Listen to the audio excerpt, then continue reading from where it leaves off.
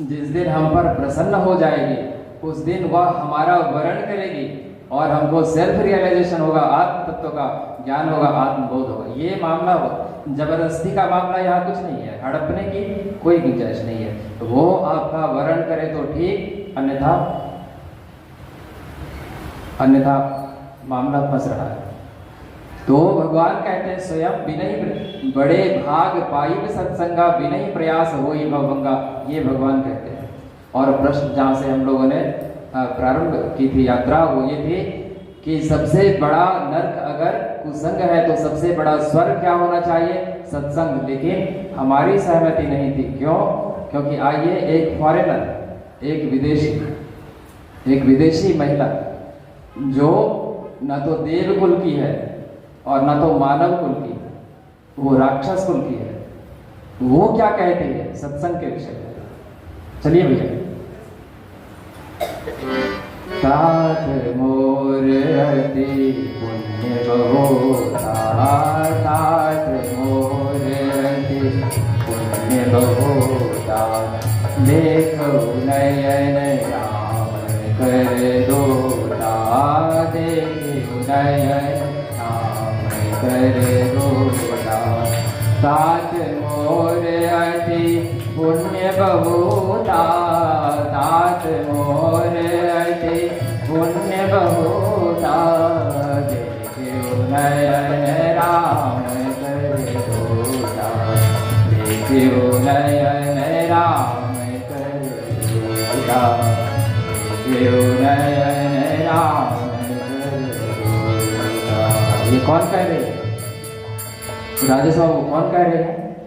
लंकिनी, लंका के गेट पर हनुमान जी महाराज की पहली मुलाकात जिनसे होती है, फर्स्ट फॉरेन लेडी से, प्रथम विदेशी महिला से जो राक्षस कुल की है, लंकिनी, लंका के गेट पर उनके द्वार की रक्षा करने के लिए वो भगवान ब्रह्मा जी के द्वारा नियुक्त की गई है, direct appointed by Lord Brahma ji, कोई साधारण नहीं हो।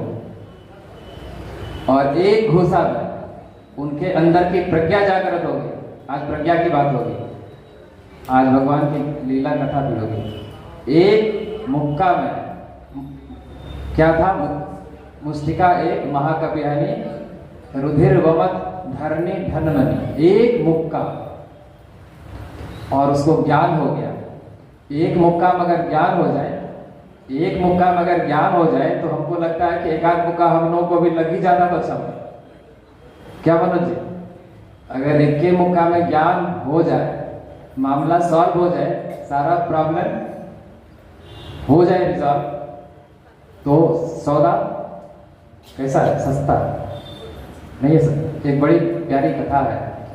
एक बहुत बड़े जैन फकीर हुए बौद्ध परंपरा में, और ये गुरु पूर्णिमा का महोत्सव था, और उनके एक शिष्य थे जिनकी साधना बड़ी उच्च कोटि की थी, समर्पण बड़ा उच्च कोटि का था, बड़ी विनम्रता थी उनमें, बड़ा त्याग भाव था उनके लिए। लेकिन अभी तक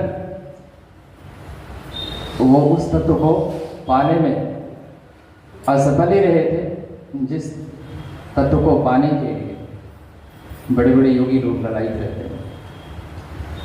और एक दिन की बात है, गुरु पूर्णिमा का सत्संग चल रहा था, और जिस भवन में सत्संग चल रहा था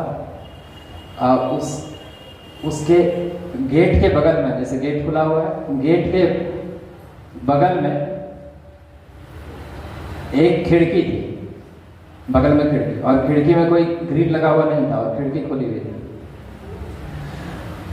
और उस सत्संग में वो शिष्य नहीं आया था जिनकी चर्चा हो रही, वो नहीं आया था, अन्य उनके बाकी शिष्य लोग मौजूद थे उनके सत्संग में,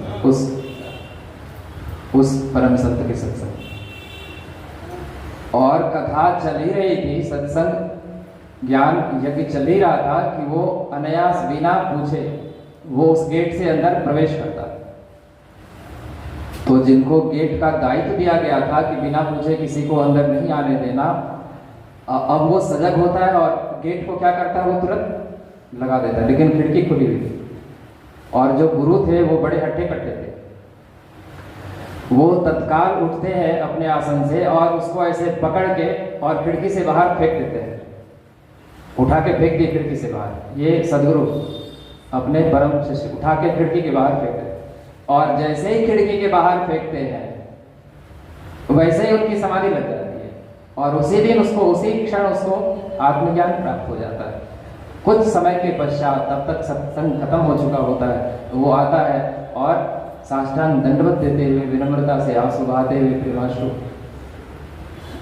अपनी आंखों से बहाते हुए वो अपना अहोभाव, अपनी कृतज्ञता ज्ञापित करता है कि हे प्रभु, हे सद्गुरुदेव, हे भगवान, ऐसी ही कृपा दृष्टि सदा इस दास पर आपकी बनी रही। अब बाकी को लगता है कि इसको तो उठा के फेंक दिया बाहर, माथा का पता नहीं क्या हुआ होगा, लगता है माथा में कुछ गंभीर चोट है, मानसिक स्थिति इनकी थोड़ी सी डगमगा गई है, इसीलिए ऐसा दुर्व्यवहार गुरु के द्वारा किए जाने के बावजूद ये गुरु से कहता है कि प्रभु ऐसी ही कृपा दृष्टि बनाए रखना। तो एक मुक्का में अगर ज्ञान हो जाए तो सस्ता है।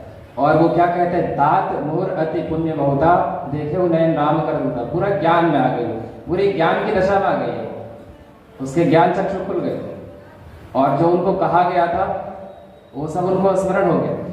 और इतना ही नहीं, आगे जो उन्होंने कहा, ये बड़ा कीमती तत्व, उन्होंने कहा तात स्वर्ग अपवर्ग सुखा धर ही तुला एक अंग, तूल न ताही सकल मिली जो सुख लब सत्संग। ध्यान दीजिए, तात स्वर्ग अपवर्ग सुखा धर ही तुला एक अंग, तूल न ताही सकल मिली जो सुख लब सत्संग। यानी एक आप तराजू लाइए हनुमान जी महाराज, उन्होंने कहा मेरे पास एक अंगूठी मात्र है, तराजू नहीं है। तो उन्होंने कहा कि बाद में मौका लगे, जब सब काम सब ठंडा हो जाए, ये लंका एपिसोड सब ठीक हो जाए, एक तराजू आप ले आइए और उसके एक पन्ने पर रखिए कौन सा सुख, तात स्वर्ग का सुख रख दीजिए, और अपवर्ग का, अपवर्ग का सुख मतलब वैकुंठ का सुख, अपवर्ग